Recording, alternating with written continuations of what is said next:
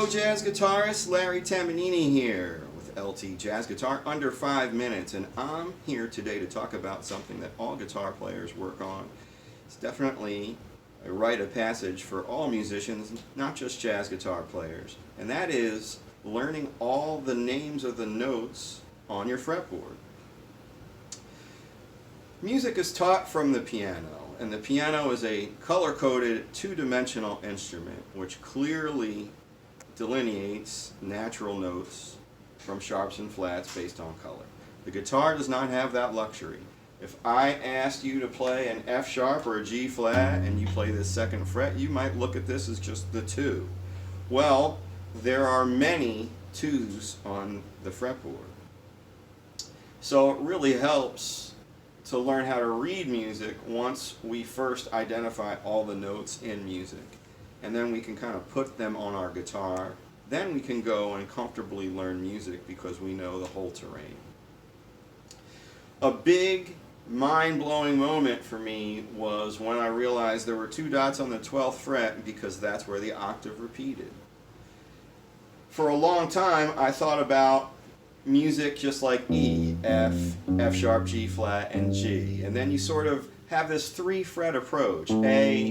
A sharp, B flat, B, C. You start to think about those first 3 frets as the shallow pool, right? But once you get past the 3rd fret, you're going to have to put on your guitar swimmies, and it's pretty murky. So it really helped me to vertically learn all the notes in music. E, F, F sharp, G, G sharp, A flat, A sharp, B flat, B, etc. Right? Once I get all the way up to my E note. Just learning all the notes in music was a huge, huge advantage to any guitar player trying to read music.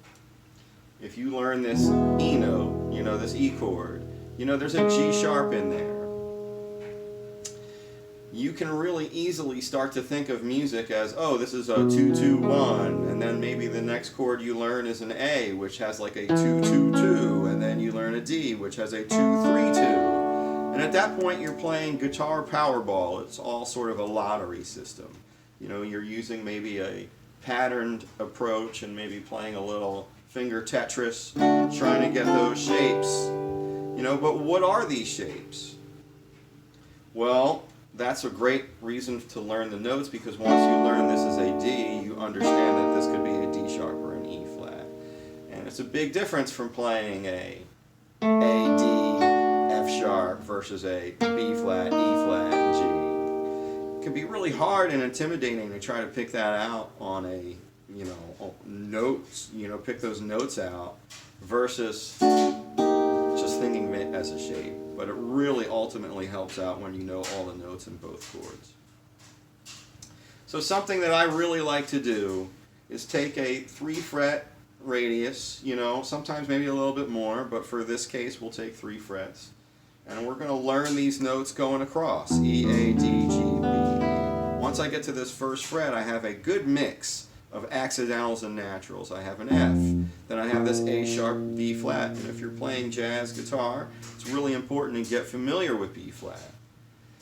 Everything that you're going to play is sort of based around B flat, whether it's a rhythm changes or a blues or a number of songs. Then you have your D sharp, E flat, also really important. There's that G sharp that we learn in A, but it's also an A flat. I have a C natural and another F natural. Great thing about the guitar is your low and your high strings are the same. So once you learn it off this string, you kind of get like a third of the instrument because you just put it on that top string.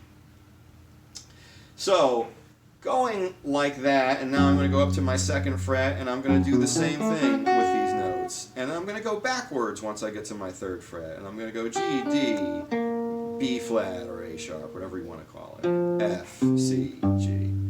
So that's a great way to go vertically and then just sort of going across barring your guitar. Once you get comfortable in that fret, you might want to pick a note. If you're a jazz guitar player, you might want to pick a B flat. Try to get it on all your strings. It really, really helps out to do that, to zone in on one note, because then you have a pivot to work from. once you sort of get this E going, that's sort of what I worked on, is working everything from that E. But you want to really have another point to go from, because you don't want to always have to be going from E. You know, if you're playing in the key of C, you know, that's kind of tough sometimes to get to on the guitar, which is why it's a little bit easier to start in E, but then you have to deal with those 4 sharps. So, alright, guitar friends, I hope you dug the video. Don't forget to hit that subscribe button if you like. Keep swinging, be cool to each other on Thanks for Giving. Bebop!